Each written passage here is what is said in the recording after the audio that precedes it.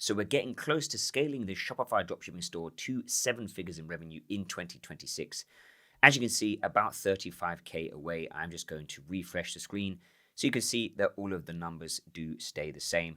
And in this video, we're just going to do a Q&A based on some questions I've had in the comments on YouTube. We're going to go through some of these questions now. So how much was this store started with? This store was started with about $1,000. We tested a few different products with ads, spending a couple of $100 on each product. And then one of the products, I think it was maybe 6 or 7 products in, one of the products started to do well, and then we just reinvested the profit. So we didn't test loads and loads and loads of products.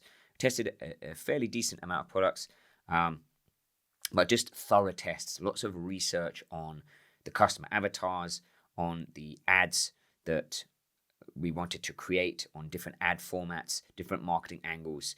And yeah, 6 or 7 products in, we managed to use about $1,000 in budget on those products and then reinvest the profits to scale this product. So just very, very slow scaling. Like if we go all the way back, let's go all the way back to when this store was started, 2024. We could go back to like August 2024 and we'll go to September. You can see here, very, very slow scaling, as you can see, right? And then if we go a little bit further, let's just say from August 1st through to like November, you can see here very, very slow scaling. 1,500 and then 17K and then 65K. So this was a big jump here, but we were just reinvesting the profits. No profits were taken out at this point. All of the money, all of the revenue went back in. So yeah, you could start with about $1,000. And now maybe you need about $2,000 to start, give or take. Next question is, how long did it take to find the winning product? As you can see, it didn't take that long, really. We could come back to, this is not going to happen for everyone. Sometimes you can get lucky, but if you do the right research, you research the right products. We'll go back a little bit further. Let's go back a little bit further. We'll go back to May, and we'll come through to, for example, through to November when this store was originally started. You could see, we'll go back even further than that. We're going to go back to, let's go back to April, and we'll go to November here. You could see, so it was a slow start, 140 in revenue, and then 170 in revenue, 474, 338, it went down. So this was the testing phase. So how long did it take to find the winning product? It took a couple of months.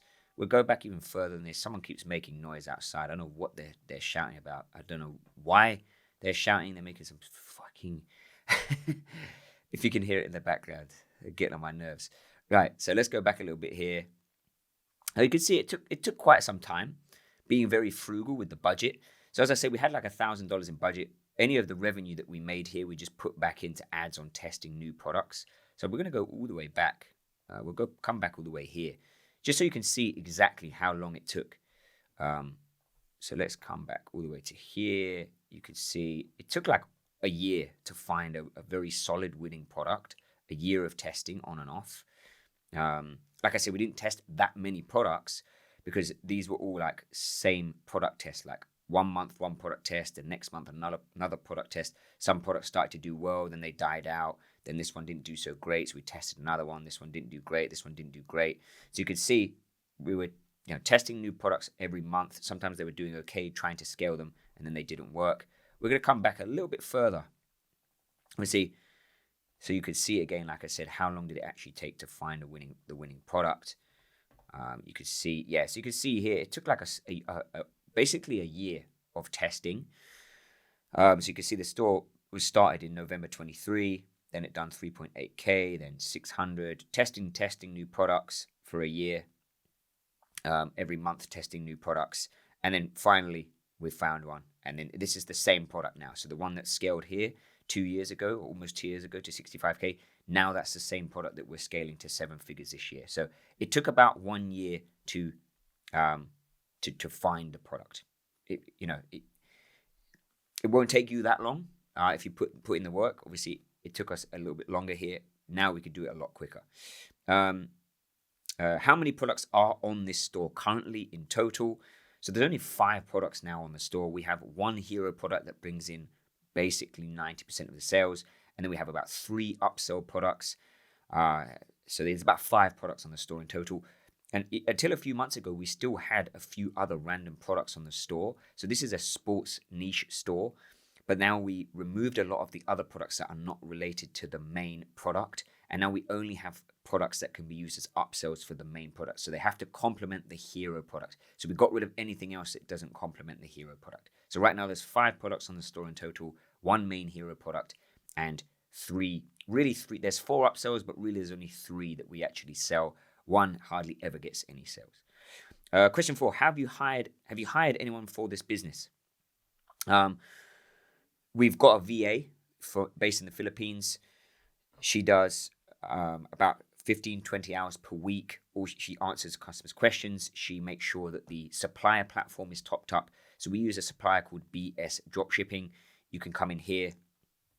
Basically, what you can do is, for example, if you come to order, all of your orders will sync through from Shopify, and then you just need to top up your account balance and then pay for the orders, and they will pack and ship the orders for you. They have super fast shipping. They do custom packaging. So, for example, if we come into branding here, this is not the product that we're selling. This is a different login for a different store. But you can see you can go and add your custom packaging to your product. And I'm going off a bit of a tangent here, but basically, yeah, what the VA does is she comes into the orders, she just makes sure the account balance is topped up and all of the orders are fulfilled on time. And then BS Dropshipping, they pack and ship the orders. Obviously, they make sure we have custom packaging for this product, which you can set up. I've just shown you. So they make sure all of the custom packaging is set up. They sync all of the tracking numbers through. So they add the tracking numbers to this platform. The tracking numbers sync through to Shopify and get sent to the customers, so customers can track their orders. So yeah, one person, basically one hire for customer service, and she answers all of the emails and makes sure that all of the back end for order fulfillment is set up and running, and also a video editor for the ads. So a video editor works on the ads. So those are really the main 2 hires: a VA for customer service and a video editor for ads. That's basically it. A very small team, and they both work part-time, so a very lean team. And they're not like hired staff members, they're freelancers, so you can get rid of them basically whenever you want. So if sales go down and if everything starts going wrong, which won't happen, but they're not hired staff members. Question number 5, are you using AI anywhere in the business? Not really. We have a chat, live chat on the store that answers customers' questions. They can put in their tracking number and it will give them updates. That's AI. And AI for some of the ads, mostly static ads. So AI for creating static ads and also writing copy. So writing copy on the store, writing copy on the ads. So ad copy for the Facebook ads. But in terms of actually AI content for videos and stuff like that, not really, because it doesn't really work for this particular product. AI can work very well for dropshipping ads and for stores, but for this particular product, it's kind of difficult to create video content with AI for this product. So mostly for static ads, for writing copy, and for live chat for customers. And what has been the biggest mistake on the store so far? I think one of the biggest mistakes was having box packaging for the product. So the product came in a poly mailer. We tried to do box packaging. The box packaging made the product a lot heavier, and it was costing $4 extra in cost of goods. And obviously over a lot of orders, over thousands of orders, that all adds up. So we had to scrap the box packaging pretty quickly. So we printed about 500 boxes. We barely used any of them because, like I say, it made the product too heavy when it went into shipping, and it was costing too much extra in cost of goods. It was eating too much into the profit margins. That's probably the biggest one. And maybe scaling too aggressively this year, even 1 or 2 months ago, increasing the budgets, and the profit margins weren't increasing with the revenue. So we were just shipping more orders, giving ourselves more headaches to deal with, dealing with more cash flow, but not actually getting any extra profits out of it. So we scaled back down. Profits have maintained the same. So yeah, those are the 2 things: scaling too quickly and the one with the custom packaging. And then we'll just do one last question. What has been the hardest part of scaling? So you'll see here, like this is like the first initial phase of scaling 2 years ago. If we have a look at this year, we can even go let's go for the whole of last 2025 through to the current date. And you can see that it's been pretty consistent for the past year and a half. If we have a look here, you can see a massive scaling in Q4 last year. But the revenue has been fairly consistent. And then we scaled down again here, and it's been pretty consistent this year again. Obviously, scaling down a bit. And then in Q4, we'll scale back up again.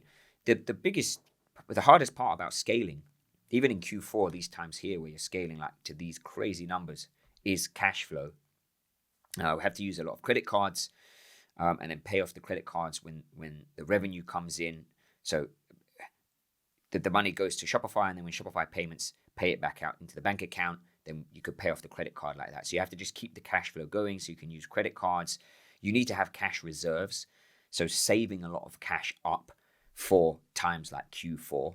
So then when Q4 comes, you've got money in the bank and you can pump it into ads.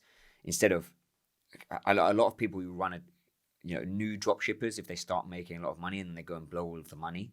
So they start living a lavish lifestyle, they'll buy a nice car, or they'll start going out to fancy restaurants. You need the cash in reserves. So you have to live frugally, keep the cash, and then you can scale it even more when it comes to Q4. You can pump that cash into ads. So really, the hardest part of scaling is having money, is having cash. So you can either use a credit card. So this original time here, if we come to, where was it? 2024. It's got end of 2024. I haven't even shown it here. Let's come back to 2024. So the original scaling in 2024, let's come here all the way through to present day. Let's come through to present day.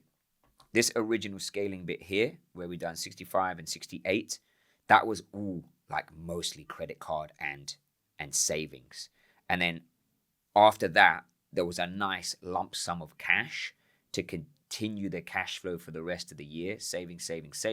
And then there was a nice lump sum of cash again to inject and scale to these. And then we really had some cash to continue pumping for the rest of the year. So you just have to keep saving that cash and pumping it back into ads.